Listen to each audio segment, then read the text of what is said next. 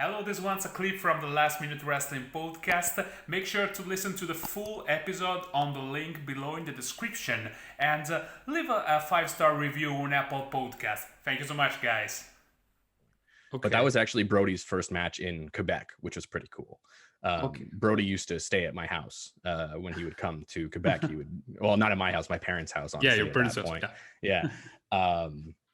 And was always super nice to them. But I told this anecdote in another podcast where he, for the longest time, had me convinced that his name was Dave. And he told my parents his name was Dave. And I don't think there was ever a payoff to that joke. It was just he was popping himself. And now that I think about it, it's awesome. But like, he just called himself Dave. I'm like, yeah, I'm Dave. It's fine, you know. And I was like, oh, okay, cool. And then I found out that that was not his name. Like years later, literally, he just worked me with that for years. And like, hats off to keeping that joke going, even for yourself. But that was the kind of relationship we had. It was very, it was lighthearted and fun. But he was like that with everybody. Just a fantastic person. What recollection do you have of that match? He beats the shit out of me. Can I swear? I can swear, right? We're okay? You can, of course. Yeah, okay. Cool. We're not PG at all.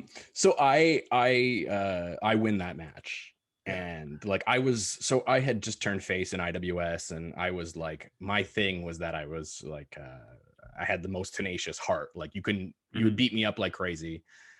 And then you could not like keep me down kind of thing. Yeah, Brodie beats the shit out of me in that match. Oh my God. It's on our YouTube, by the way, youtube.com/IWS Hardcore. I'll just plug that real quick. Yep. And he came in, it was his first match here, and I had to win because I had just turned face, and like I was getting pushed to the Canadian title, which is our secondary title, which I would end up winning. So I was like working my way up the division, you know? Yeah. And so I had to win, but he's so much bigger than me. So and I'm an old school guy. Like my wrestling is very like Memphis based, because again, like Sweeney and Mitch Ryder, like that's where I came from. Mitch Ryder was like working with Jerry Lawler and WCW and shit. Yeah. Like, you know, it's old. So, I mean, to me, logically, all that made sense was that Brodie was going to kick the ever loving shit out of me for like 12 minutes. And then I would win with like something quick. Yeah. And that's what happened. And we did some really stupid stuff. Like he throws me off a bar in that match. I smashed my arm on a beer bottle while doing so. Just dumb bumps that I did not need to be taking.